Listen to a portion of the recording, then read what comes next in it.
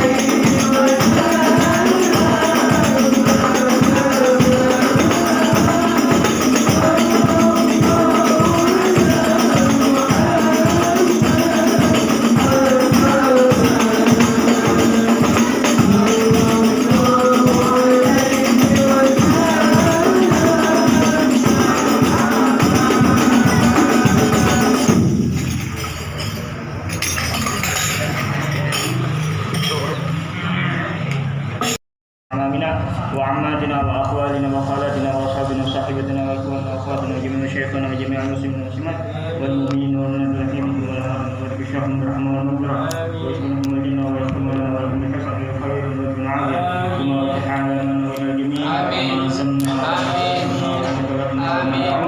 وما رجعنا وما علنا وما خرجنا من ذنوبنا ولا الفاتحة. أعوذ بالله من الشيطان الرجيم. بسم الله الرحمن الرحيم. الحمد لله رب العالمين الرحمن الرحيم مالك يوم الدين. إياك نعبد وإياك نستعين اهدنا الصراط المستقيم صراط الذين أنعمت عليهم غير المغضوب عليهم ولا الضالين.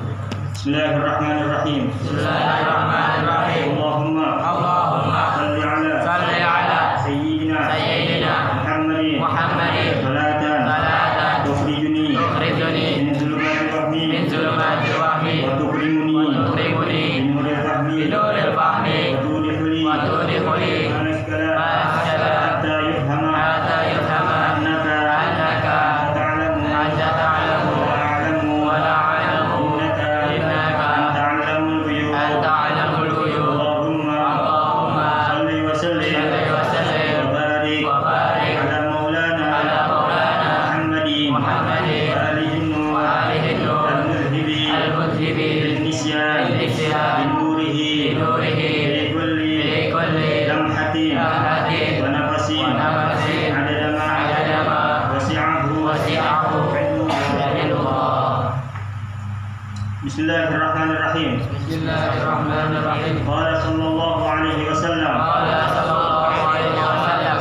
إنما الأعمال بالنيات وإنما لكل امرئ ما نوى فمن كانت هجرته إلى الله ورسوله فهجرته إلى الله ورسوله ومن كانت هجرته إلى دنيا يصيبها أو امرأة ينكحها فهجرته إلى ما هاجر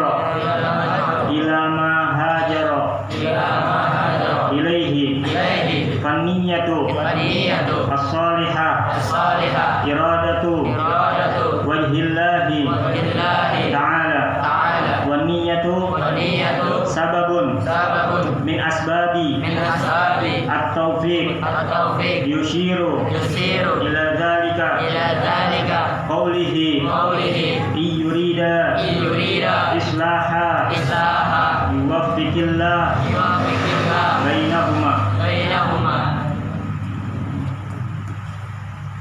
وفي الخبر الآخر من هم بحسنة فلم يعملها كتب الله له حسنة.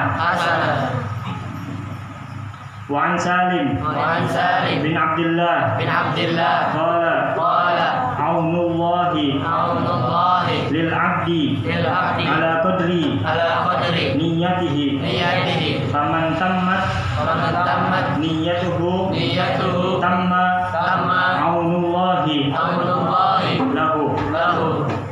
Bismillahirrahmanirrahim. Alhamdulillah wassalatu wassalamu ala Rasulillah Muhammad bin Abdullah wa ala alihi wa sahbihi wa mawala wa la hawla wa la quwwata illa billah. Amma ba'd. Alhamdulillah, di pembukaan ini kita masih diberikan kesempatan oleh Allah Subhanahu wa taala untuk berkumpul bareng menuntut ilmunya Allah Subhanahu wa taala. Mudah-mudahan ini adalah awal yang baik, yang mana Allah senantiasa memberikan kita taufik serta hidayah, membimbing kita untuk menjadi lebih baik sedikit demi sedikit, dan Allah teguhkan hati kita untuk senantiasa menuntut ilmunya Allah Subhanahu wa taala dan mengamalkannya sedikit demi sedikit. Amin ya rabbal alamin. Alhamdulillah, di pembukaan ini kita belum mulai sebagaimana biasanya karena pas banget pembukaan.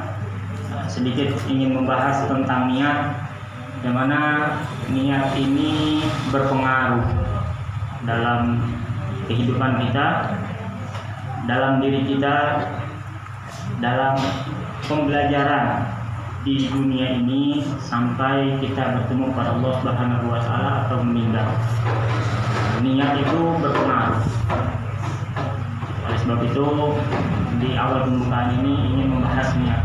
Dan alhamdulillah kemarin juga kita telah berusaha mengumpulkan rezeki kita semua yang awalnya dimintakan uang sebesar 30.000 satu orang dari kita semua.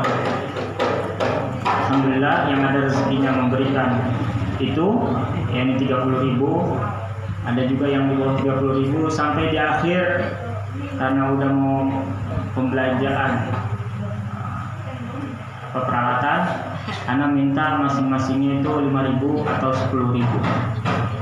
Uang yang dikumpulkan itu, yang pertama ini yang udah dipajang nih sengaja, dipajang tuh sengaja diperlihatkan dengan dibelikan lekar. Yang kaget. Sengaja beli lekar juga biar kepake ibu-ibu. Kan ibu-ibu rabu ya. Rabu kan ngaji biar kepake ibu. Beli lekar juga, beli alat tulis juga. Tahu pulpen pensil? Ya. Lengkap. Pensil penghapus, tipek. Alat tulis juga. Juga ada di situ buku tulis dan juga bil khususnya kitab. Jadi anak pengen semua tanpa terkecuali megang kitab satu persatu. Buat apa? Anak cuma pengen satu. Anak ingin menarik perhatian Allah Subhanahu wa Ta'ala pada kita semua. Walaupun kita masih begajulan, walaupun kita kadang masih scroll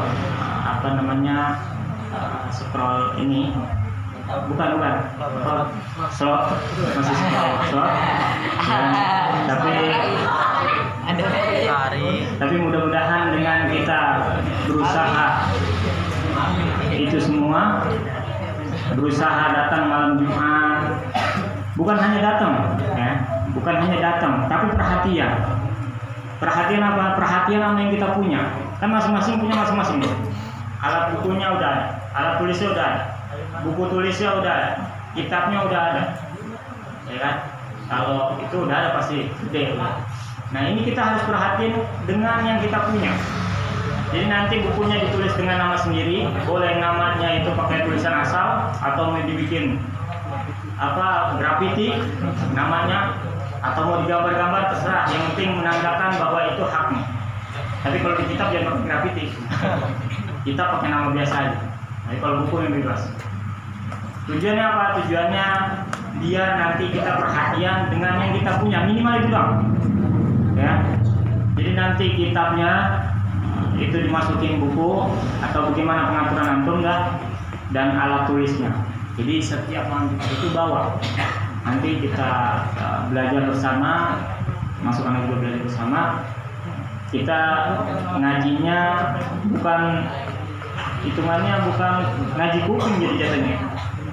Jadi memang kita mempretelin misalkan ma artinya apa, gua itu gitu. Dicatat satu-satu, ma itu artinya apa, nanti dicatat. Juga nanti setiap malam Jumat itu dibaca satu persatu. Kan dikit-dikit, nggak banyak. Jadi jangan takut bisa baca kalau gua ngaji ya. Gua nggak bisa baca kan kita belajar semua bareng-bareng belajar. Ya kita bareng-bareng.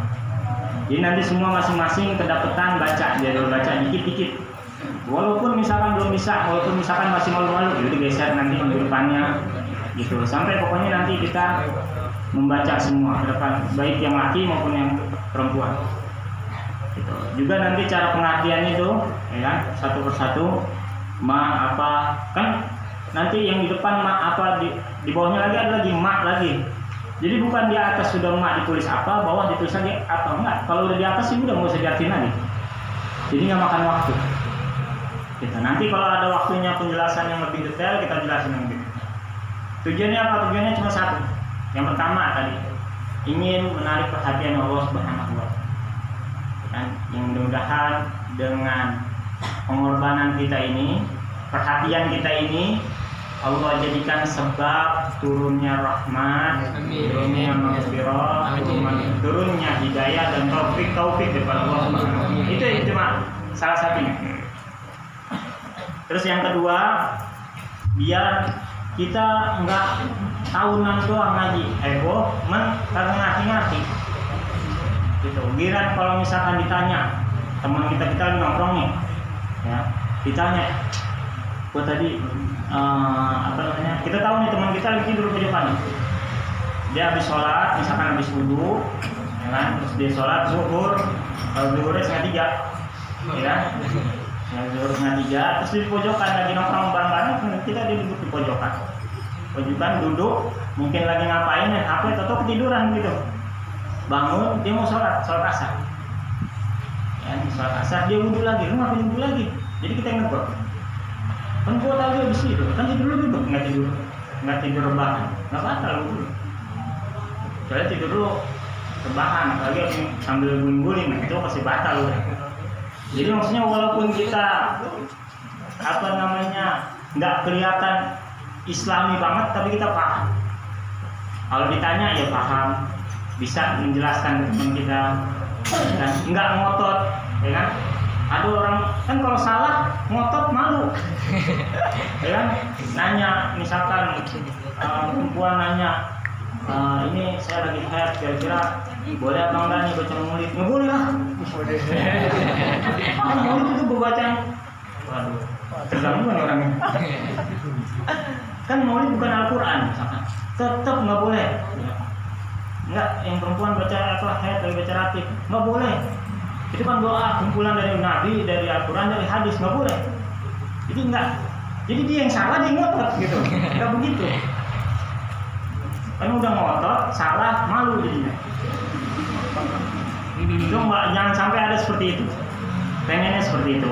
Itu harapannya seperti itu. Jadi walaupun kita masih begitu ya, masih modelannya masih belum jejak, tapi mudah-mudahan itu menjadi sebab turunnya maghfirah dari Allah Subhanahu wa taala. Itu cuma tujuannya bagi. Jadi lebih perhatian. Kalau kita belum bisa perhatian lebih kepada pengajian kita ini malam Jumat bareng-bareng, kita belum bisa perhatian lebih, minimal kita perhatian kita dengan apa yang kita punya. Apa itu? Yaitu peralatan kita, buku kita, dan juga kitab ini. Minimal itu. Tanggung jawab, perhatian, nggak asal enaknya. Aduh bukan gua, tak bawa gua minjem dulu, nggak begitu. Harus supaya untuk dia berusaha ngambil. Atau ada duit ya dia beli. Kalau misalkan dia minjem, ya nanti dibalikin. Gitu. Jangan dekorek. Minjem hilang. Jangan gitu. Karena itu niatannya juga, niatan ini berpengaruh dengan niat yang barusan kita baca. Sebagaimana hadis Nabi Muhammad SAW, beliau mengatakan innamal a'malu binniyat. Ini kita sudah sering dengar, juga pernah kita bahas. Segala sesuatu itu, kalau bahasa kita, bagaimana niatnya.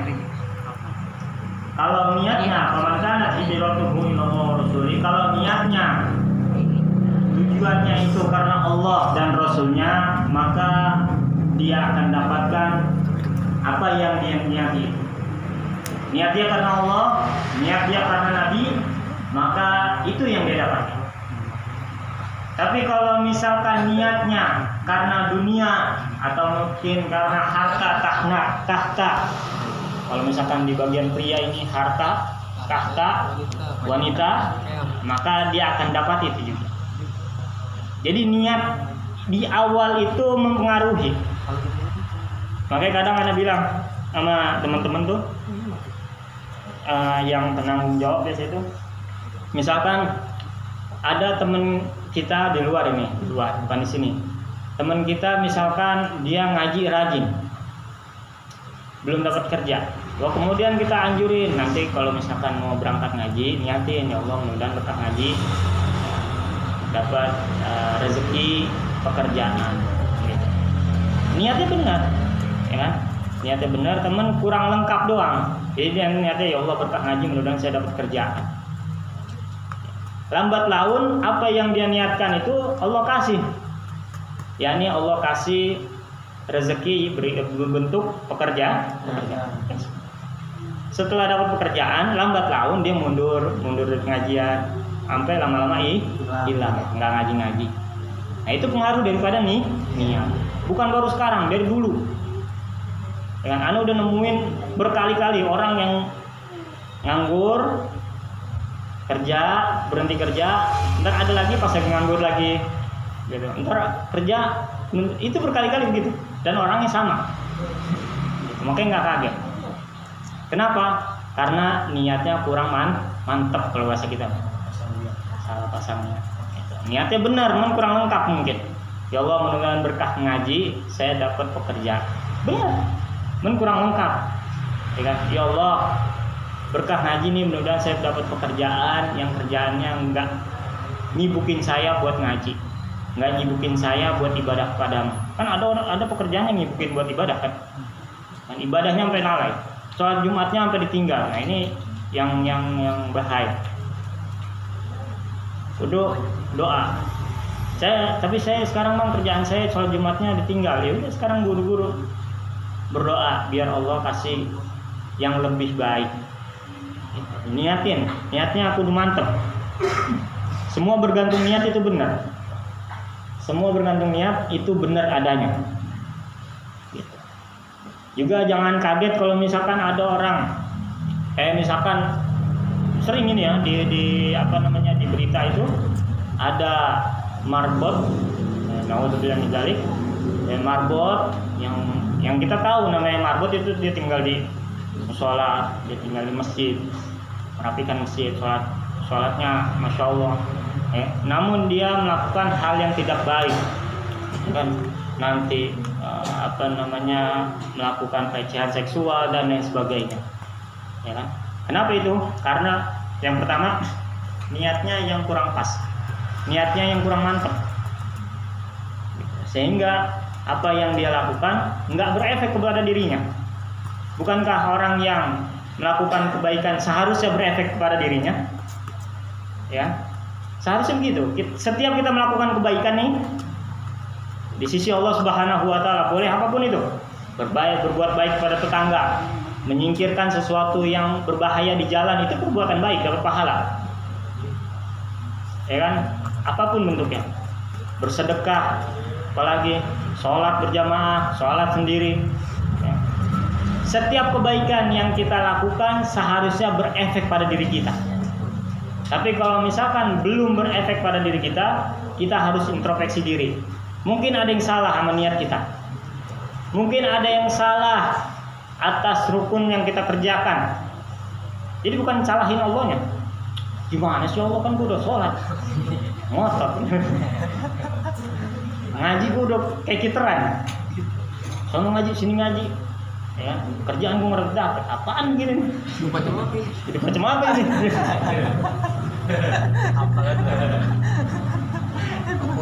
Begitu nanti ya. Juga dikatakan di sini. Waniyatu sababun min asbabit taufik. Niat itu adalah suatu sebab yang bisa menjadikan taufik turun kepada kita. Ya, sering ini yang anak katakan, taufik itu ya qudratut ta'ah, kekuatan untuk melaksanakan taat. Itu taufik. Ya kan? Jadi ada hidayah, ada taufik. Kan sering kita dengar doa tuh guru-guru kita, mudah-mudahan diberikan taufik dan hidayah, kan gitu biasanya ya. Nah, hidayah ini semua insya Allah kita dapatkan. Hidayah semua insya Allah kita dapatkan. Apa itu? Terkadang kita main TikTok, kita main Instagram, itu bisa kita dapat hidayah dari potongan ceramah ustadz, ya kan? Ada konten kreator yang berbuat baik, kita jadi tersentuh untuk ingin melakukan hal yang baik. Kita jadi tersentuh dengar konten ustadz, jadi tersentuh bahwa oh iya saya salah. Itu hidayah. Kesadaran bahwa kita salah itu namanya hidayah. Baru hidayah. Untuk menopang atau menjalani atau meninggalkan kesalahan itu namanya taufik. Kekuatan untuk meninggalkan kesalahan itu namanya taufik. Kita tahu sholat hukumnya wajib. Enggak sholat hukumnya dosa. Tahu kan semua? Tahu ya semua? Sholat hukumnya wajib, enggak sholat hukumnya dosa. Itu hidayah udah itu. Hidayah dari Allah. Tapi kekuatan untuk kita melaksanakan sholat, kekuatannya nih, itu namanya taufik. Taufik itu kudu dipinta, kudu kita selalu doa. Itu taufik.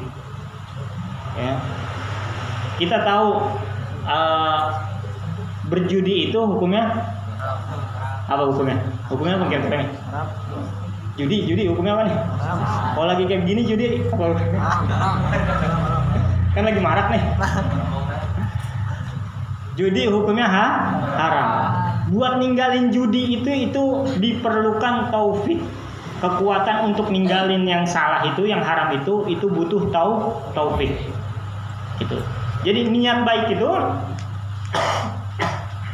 maafin lagi buat niat baik itu bisa menurunkan atau bisa menjadi sebab turunnya taufik daripada Allah Subhanahu wa taala. Itu niat baik. Jadi di awal nih kita butuh niat yang baik. Niat yang baik. Niat yang lengkap, niat yang banyak. Kudu paksain. Niat minimal niat doang dah. Kayak misalkan ya Allah mulai malam ini sampai saya meninggal saya pengen sholat berjamaah di masjid atau di musola. Niat begitu aja. Bisa gak niat dong? Ntar tinggal dilaksanain gampang. Niat mah gampang. Ya, dilaksanain yang susah. Tapi niat aja dulu. Ya Allah mulai malam hari ini sampai saya meninggal saya pengen senantiasa menuntut ilmumu dan mengamalkan ilmumu sedikit demi sedikit. Nah, niat yang baik itu bisa menjadi sebab turunnya taufik daripada Allah Subhanahu wa taala. Nah, taufik ini enggak jadi jaminan. Ya. Bahkan pamannya Nabi juga tuh yang kita sering dengar, kenal semua. Siapa namanya? Abu Lahab. Ini mamangnya Nabi. Paman. Tapi menjadi seseorang yang amat sangat memusuhi Nabi sampai pengen bunuh Nabi. Yang pertama Abu Lahab ini nggak mendapatkan hidayah. Yang kedua nggak mendapatkan taufik daripada Allah Subhanahu wa taala. Kalau rezeki itu Allah dijamin dari Nabi Adam sebelum diciptakan. Nabi Adam diciptakan tahun ini sampai nanti hari kiamat itu semua udah terjamin rezekinya. Ya. Jadi tanpa kita doa bab rezeki Allah pasti kirimkan kita rezeki dengan syarat kita mau ikhtiar, enggak rebahan baik. Gitu. Pasti Allah kasih rezekinya. Tapi kalau taufik itu enggak jaminan Allah Subhanahu wa taala. Jadi kudu dipinta. Doanya gimana? Doanya bebas. Pakai bahasa bagaimana weh? Ya, misalkan mau pakai bahasa aku kamu boleh. Ya Allah pakai saya. Kalau saya lawan kata apa? Saya sama Anda. Ya Allah saya pengen banget nih dapat taufik dan hidayah. Berikan saya taufik dan hidayah boleh. Ya Allah berikanlah aku taufik dan hidayah. Ya Allah berikanlah misalkan Jojo taufik dan hidayah, namanya Jojo nih yang berdoa. Ya Allah berikanlah Jojo taufik dan hidayah boleh. Bahasanya bagaimana aja? Doa nggak harus habis sholat. Tapi habis sholat juga jangan mentang-mentang. Oh doa tuh nggak harus habis sholat. Terus habis sholat Assalamualaikum warahmatullahi langsung bangun, nggak begitu juga. Yang minimal kita istighfar 3 kali. Ya kan, doain orang tua. Jadi doanya tuh kapan aja boleh. Ya kan, lagi mau berangkat kerja doa bisa. Kalau saya pengen berangkat kerja, berikan keselamatan, kesehatan, keafiatan, berikan rezeki yang halal, yang banyak, yang berkah. Sambil bawa motor gitu. Biasanya kan kalau mau berangkat kerja tuh masih fresh, gitu. Kalau berangkatnya pagi tuh masih fresh, otaknya masih fresh, masih belum ingat cicilan, masih fresh gitu, masih enak. Jadi masih doanya juga masih enak gitu. Ntar udah agak siang baru itu puyeng lagi.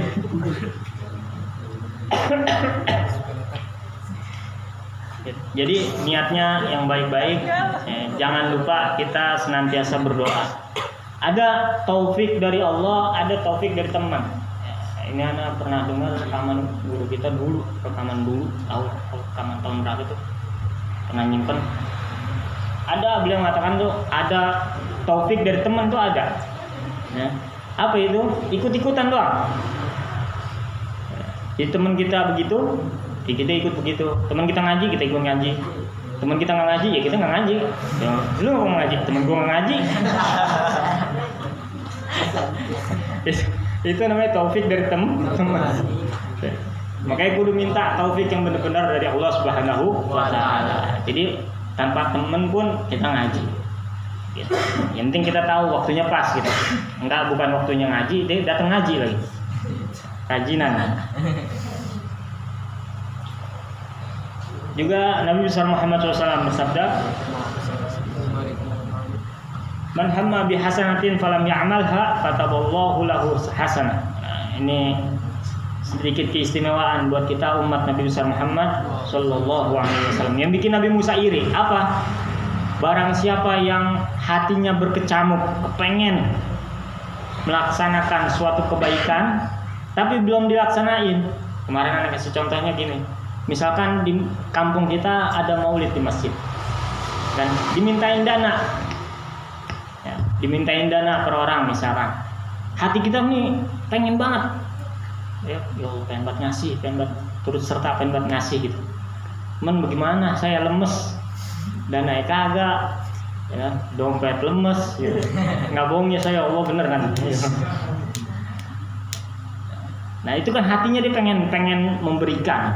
Hati pengen memberikan tapi dia belum laksanain, maka orang tersebut udah dicatat oleh Allah Subhanahu wa Ta'ala seakan-akan dia sudah memberikan kebaikan tersebut, memberikan bantuan untuk melaksanakan maulid tersebut. Nah, itu baru hati berkecamuk pengen baik, melaksanakan kebaikan tapi belum dilaksanain. Nah, itu seakan-akan Allah udah catat bahwa dia udah melaksanakan kebaikan. Nah, ini keistimewaan umat Nabi besar Muhammad sallallahu alaihi wasallam yang bikin Nabi Musa iri. Jadi Nabi Musa tuh mendapatkan catatan-catatan dari Allah di lempengan Taurat itu, kitab Taurat. Nabi Musa melihat keistimewaan suatu kaum. Di situ tercatat ada satu kaum yang baru niat baik, belum dilaksanain udah dicatat pahalanya. Sampai Nabi Musa nanya, "Ya Allah, kaum siapa ini?" "Hum ummatu Ahmad," kata Allah. Mereka itu umatnya Nabi besar Muhammad sallallahu alaihi wasallam. Apa kata Nabi Musa? "Ya Allah, jadikan mereka umatku." Kenapa? Karena baru niat baik, belum dilaksanain dia udah dapat pahala. Seakan-akan dia udah melaksanakan. Niat buruk itu nggak dicatat dosa. Kalau misalkan dia udah melaksanakan niat buruk, baru dicatat dosa. Perbedaannya itu. Keistimewaan umat Nabi ini, niat baik belum dilaksanain, baru niat doang, itu Allah udah catat bahwa dia mendapatkan kebaikan yang dia niatkan. Kemudian dia punya niat buruk, belum dilaksanain niat buruknya, maka belum Allah catat bahwa dia mendapatkan dosa, kecuali dia udah melaksanain niat buruk tersebut. Jadi perbedaan antara kebaikan dan keburukan itu yang tadi tuh. Kalau kebaikan niatnya aja udah dicatat, kalau keburukan niatnya belum dicatat dosa. Nah, ini keistimewaan yang bikin bikin Nabi Musa iri, sehingga Nabi Musa bilang, "Ya Allah, jadikan mereka umatku." Kata Allah, enggak, itu umatnya Nabi Muhammad. Juga Imam Salim bin Abdullah beliau mengatakan terakhir, "Aunullah lil 'abdi ala qadri niyatihi." Nah, ini penting buat semangat kita juga, buat girah kita juga. Pertolongan Allah, pertolongan Tuhan terhadap seorang hamba itu bergantung niatnya. Pertolongan Allah terhadap kita ini bergantung niat kita. Faman tammat niyatuhu tamma aunullahi lahu. Kalau niat kita bagus, kalau niat kita sempurna, maka bantuan Allah terhadap kita juga bagus dan sempurna. Bantuan Allah itu benar jor-joran membantu seorang hamba yang niatnya bagus atau niatnya sempurna. Jadi di pembukaan ini sengaja bahas bab niat agar kita semua benar-benar memperbaharui niat kita, memperbagus niat kita, sehingga benar-benar kita mendapatkan pertolongan dari Allah Subhanahu wa taala. Jadi yaitu niatnya yang baik-baik. Kalau niatnya yang baik, nggak ada memandang orang remeh, itu nggak ada. Ketika kita niat menuntut ilmu, niatnya baik, ya, nggak ada yang namanya meremehkan orang lain, nggak ada. Memandang orang lain dengan sebelah mata, nggak ada. Malah mendoakan iya. Kita ngedoain mereka, ya. Mereka salah, kita nggak lagi ngejas gitu, nggak lagi salah itu jangan diikutin gitu, nggak begitu. Mending diketawain dong dikit. Kalau salah dikit diketawain. Kalau orang salah diketawain siapa sih?